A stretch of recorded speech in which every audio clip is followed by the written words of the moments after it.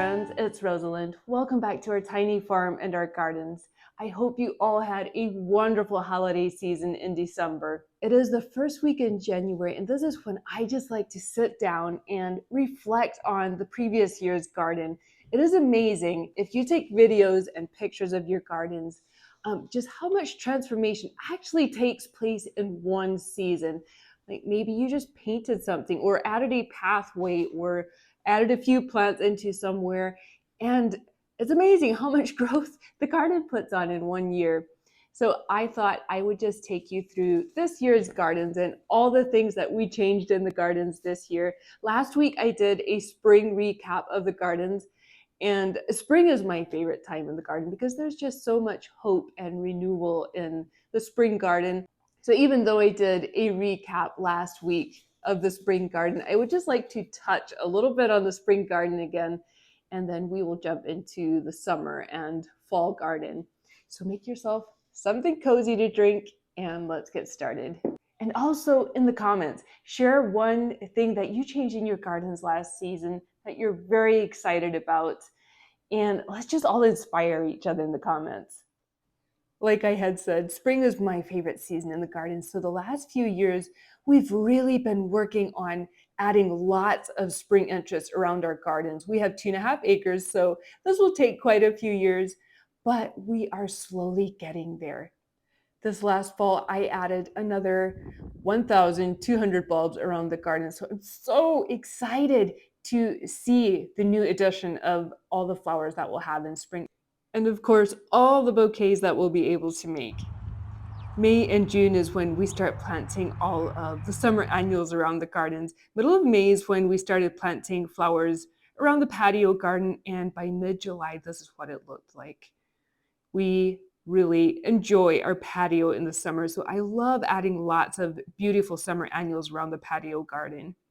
And the perennials around the patio garden really started filling in this year. The garden tool shed in the cut flower garden got a makeover this past year. We power washed all the old paint off of it and gave it a new coat of paint with charcoal and kind of a tan color. And then I also found a bistro set at a garage sale, repainted that, and this was the finished product.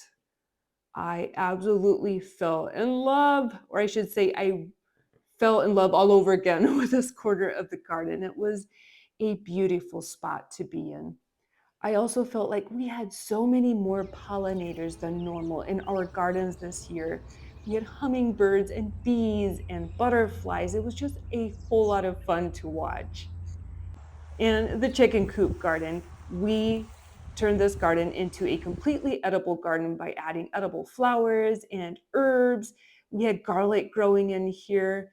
It was a lot of fun just watching this space transform into something new. In the cut flower garden, this was the year that I fell in love with zinnias. We grew Floret Flower Farm zinnias in our garden, and oh my goodness, they were stunning. Loved using these in cut flower arrangements. The cut flower garden was just a real delight this past year. The new perennial cut flower garden that we started designing just a little over a year ago became a weedy mess by midsummer. I could not keep up with the weeds, so I didn't want to do this, but we went ahead and added a weed barrier. We had to completely redo the flagstone pathway in order to do this, but it was worth it.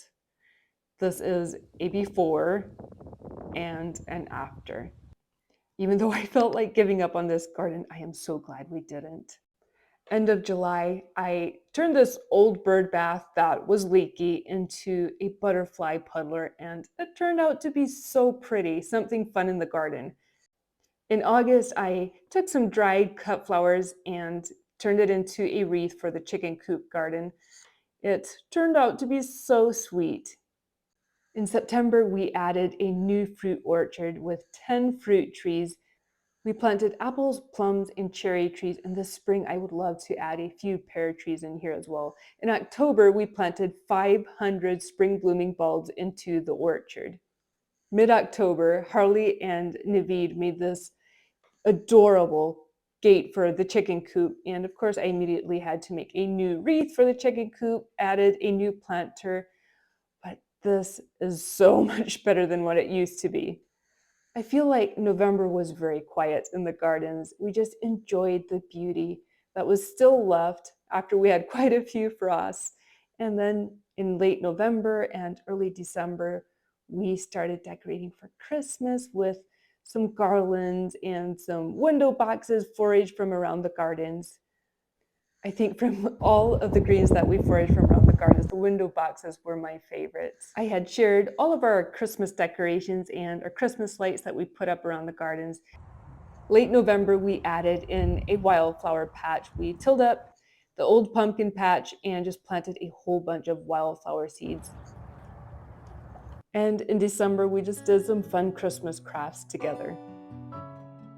I hope you're as excited as I am, friends, about all of the things that will change around your garden and around all of our gardens this year. We have a lot of things planned for our gardens this year, and I'm just so excited to share it with all of you. I'm hoping that this year I'll be able to make more videos and bring you along for more of the things that will be happening around the gardens. Have a wonderful week, friends, and I'll see you right back here next Saturday. Bye.